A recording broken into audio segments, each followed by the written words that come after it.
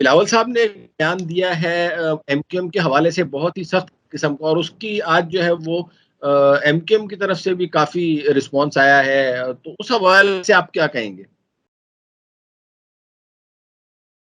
अकमल साहब, मेरे ख्याल से तो जो हालात आज एमक्यूएम के हैं, उन हालात में बनता तो नहीं है, उनको जवाब देना भी नहीं बनता, उनको सीरियसली लेना भी नहीं बनता, क्योंकि वो एक ऐसी जमात है जो अब अकेली तनहा रह गई है।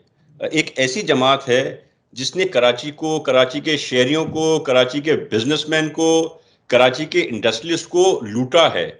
किडनैपिंग्स फॉर रैंसम की हैं, एक्सटॉर्शंस की हैं, मर्डर्स किए हैं, भत्ताखोरी की है। वो पैसे खुद भी खाए हैं, अपने पेट में भी वो हराम डाला है, और वो पेट अल्ताफ हुसैन के पेट में भी वो हराम डाला है। तो ये वो जमात है, ये तब तक बहुत ताकतवर थी जब तक इनके पास कलेशनकोफ और टीटी पिस्टल होता था और डंडा होता था।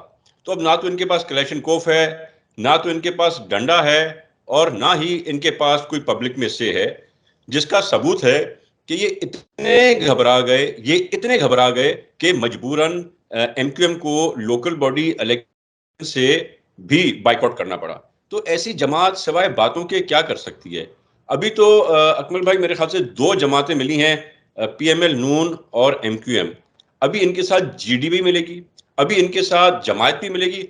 उसके बाद शायद ये इलेक्शन करने के किसी सिस्टम में आए, या उसके बाद कम से कम इनकी शायद जमानतें जब्त ना हो। वरना ये पूरा जो है एक कनकौशर है, जिसमें से कोई भी पार्टी कम से कम सिंध में कोई सीट लेने की किसी सिचुएशन में नहीं है। अच्छा, ये सर मैंने अभी थोड़ी देर पहले मेरी तारिक फजल चौधरी साहब से भी बात हो रही थी, ब्रिगेडियर हारिस नवाज साहब से भी बात हो रही थी। अच्छा, उनका ये कहना है कि हम जो है वो पीपल्स पार्टी को बड़ा टफ टाइम देंगे, तारिक फजल चौधरी साहब का, कि जैसे सिंध में है तो सिंध में अगर बात करें तो कराची में जीटीए के साथ भी वो लोग अलायंस करेंगे, एमक्यूएम के साथ उन्होंने ऑलरेडी कर लिया है।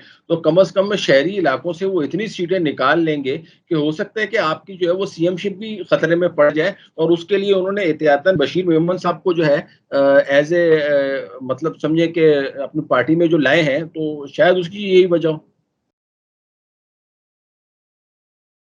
बशीर मेमन साहब की मैं बड़ी इज्जत करता हूं, पर सियासी तौर पे अगर आप बशीर मेमन साहब की बात करेंगे, तो वो शख्स हैं जो एक सीट सिंध से नहीं निकाल सकते, अपने घर की, अपने गांव की सीट नहीं निकाल सकते। यहां तक कि वो एक यूनियन काउंसिल भी नहीं जीत सके अपने घर की, अपने गांव की। तो जो अपने घर की यूनियन काउंसिल नहीं जीत सकते, वो क्या पीपल्स पार्टी के साथ आके मुकाबला करेंगे?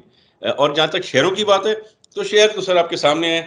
आप किस शहर की बात करें? कराची का मेयर पाकिस्तान पीपल्स पार्टी का जियाला, हैदराबाद का मेयर पाकिस्तान पीपल्स पार्टी का जियाला, सखर का मेयर पाकिस्तान पीपल्स पार्टी का जियाला, मीरपुर खास में जितने भी सिंध के शहर हैं, सबके मेयर पाकिस्तान पीपल्स पार्टी के हैं। और सबसे अच्छी बात क्या है कि ये बात करते थे, कभी धांधली का इल्जाम, कभी चीटिंग का इल्जाम, कभी कुछ लेट करने का इल्जाम मारते थे हम पे।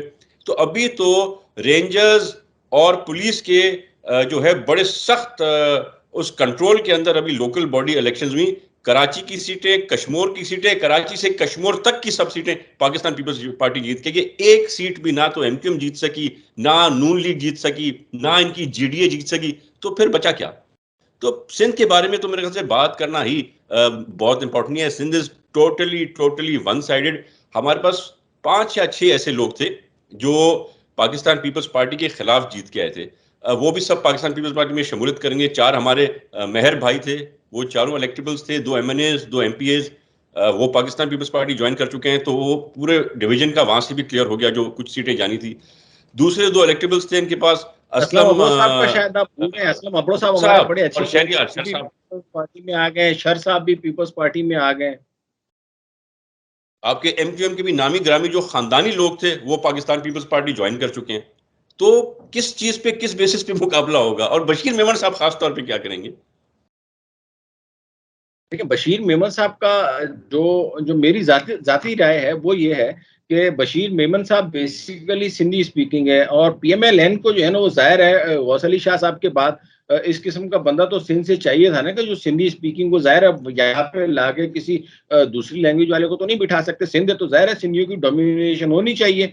तो इस हवाले से बशीर मेमन का किरदार बड़ा इंपॉर्टेंट है।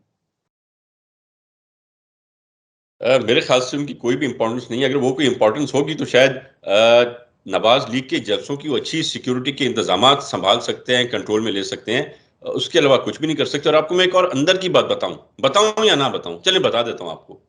बशीर मेमन ब्रेक करें साहब सर, ब्रेक करें। आज आज आज बशीर मेमन साहब नून लीग में सिर्फ इसलिए हैं और सिर्फ एक वजह से हैं क्योंकि पाकिस्तान पीपल्स पार्टी के पास उनको देने के लिए कोई सीट नहीं। अच्छा तैमूर भाई, आपस की बात है, एक चीज बताए ना, असल में तो ये सब कुछ अगर ऑर्गेनिकली हो रहा होता तो ठीक है, लेकिन आपको भी पता है कि किस तरीके से जो है ना वो चीजें बनाई जाती हैं, और इसी वजह से जो है वो पीपल्स पार्टी को जो है वो आप ये समझें कि इख्तिलाफ भी है कि लेवल प्लेइंग फील्ड नहीं मिली, क्योंकि जिस तरीके से एमकेएम शामिल हो रही है, जीडी आप कह रहे हैं शामिल होगी, पंजाब में भी जो है वो पीपल्स पार्टी को बहुत ज्यादा कामयाबी हासिल नहीं हुई, कोई प्रोमिनेंट किस्म के उम्मीदवारान अपनी जमात में शामिल करने में। तो इस वजह से ग्राउंड रियलिटीज जो है ना वो थोड़ा सा कॉन्ट्राडिक्ट कर रही हैं आपके बयानात को। वो आपकी बात सही है कि इंडिविजुअल कैपेसिटी में तो कुछ नहीं है, लेकिन जब आपको पता है कि फिर कुछ लोग शामिल होते हैं और करवाए जाते हैं, तो उसके बाद तो फिर आपको पता है कि हालात किस तरफ जाते हैं। तो आपको कहाँ जाते हुए नजर आ रहे हैं हालात? मैं अकबर भाई आपकी बात और भी खुल के आपको बताता हूँ ना। मैं आपको ये बताता हूँ, तो पंजाब में बहुत से ऐसे लोग हैं जिनको अभी भी रोका हुआ है। वो ना नून लीग में शमूलियत कर रहे हैं, ना वो आईपी में जा रहे हैं। वो पूरी कोशिश कर रहे हैं कि जरा किसी भी तरह वो पाकिस्तान पीपल्स पार्टी के अंदर आ जाए, वरना आज़ाद लड़े। इसी तरह बलूचिस्तान में पूरा बलूचिस्तान आके बिलावल हाउस में पाकिस्तान पीपल्स पार्टी की क़यादत के साथ मुलाकात करके, मुज़ाकरात करके चला गया। फिर उनको भी कहीं से रोक दिया गया। तो उसके बावजूद बहुत से आज भी बलूचिस्तान में लोग हैं जो इंतजार कर रहे हैं कि थोड़ा सिस्टम इलेक्शन का करीब आए तो हम भी पाकिस्तान पीपल्स पार्टी ज्वाइन करें, क्योंकि लोगों की उम्मीदें पाकिस्तान पीपल्स पार्टी के साथ हैं, बिलावल भुट्टो के साथ हैं, नवाज शरीफ के साथ नहीं है। हर किसी को अब एक नया नौजवान क़यादत चाहिए जो इस मुल्क को इस दलदल से निकाल के और फिर एक अच्छी जगह पे खड़ा कर सके। तो yes, the odds might be against us. हमें लेवल प्लेइंग फील्ड नहीं मिल रही होगी, बिल्कुल नहीं मिल रही है, पर पाकिस्तान पीपल्स पार्टी ने हमेशा लेवल प्लेइंग फील्ड के बगैर खेला है और मैच जीता है। अच्छा, वैसे ये मेरी जो जो है ना इत्तलात हैं वो कुछ थोड़ी सी डिफरेंट हैं। वो ये है कि पीपल्स पार्टी को जो है ना वो कट टू साइज किया जाएगा। मतलब ये है कि ये यहाँ पे एमक्यूएम को या दूसरी जो पार्टीज हैं उनको खड़ा करने का मकसद ये है कि पीपल्स पार्टी की जो बार्गेनिंग पावर है उसको कमजोर किया जाए, ताकि कल कला को जो है वो विफाक में अल्टीमेटली इत्तेहाद जो है वो पीएमएलएन को जो है वो पीपल्स पार्टी के साथ करना ही पड़ेगा। तो वो फिर कहेंगे चलें जी सिंध आप रखें, हमें जो है ना फेडरल में हुकूमत करने दें। तो ये वजह तो आपको नहीं लगती? आपकी बात बजा है और आपकी जो बात है उसमें वजन है। पर आपने बड़ा एक मशहूर कहावत सुनी होगी, मैन प्रोपोजेस, गॉड डिस्पोजेस। तो ये कोशिश कर सकते हैं कि मियां नवाज शरीफ साहब प्राइम मिनिस्टर बन सकें। ये कोशिश कर सकते हैं कि जो आईपीपी में लोग बैठे हुए हैं, मेजोरिटी लोटे वाले कुछ खानदानी लोग हैं, उनकी बड़ी मैं इज्जत भी करता हूं, वो जीत जाएं, उनको वोट नहीं मिलने। तो ये जो है ball will finally go in the court of Pakistan Peoples party.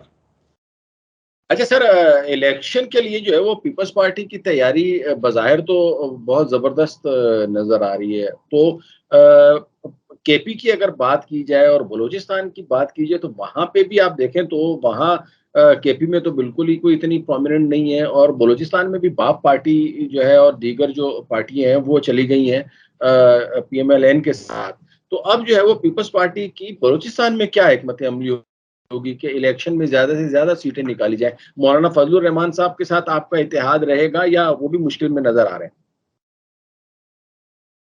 मुझे तो वो इत्तेहाद भी कोई इतना नज़र नहीं आ रहा है। और वैसे भी जो हमने पाकिस्तान पीपल्स पार्टी की क़यादत ने जो स्ट्रैटेजी बताई है, वो यही स्ट्रैटेजी बनाई है कि हम अकेले लड़ेंगे, हमारा जो अपना वोट बैंक है उसको इस्तेमाल करेंगे, लोगों को बाहर निकालेंगे और हमें मेरे ख़्याल से और किसी की ज़रूरत नहीं है। आपने बजा फरमाया कि बाप वाले जो हैं, बाप पार्टी वाले वो चले गए नून लीग में, पर मैं इस बात से आपकी थोड़ा माज़रत के साथ इख्तलाफ करूँगा कि अकमल साहब वो चले नहीं गए, उनको ज़बरदस्ती भेजा गया। वो वहाँ जाने से पहले बिलावल हाउस में से आशीर्वाद लेके गए थे।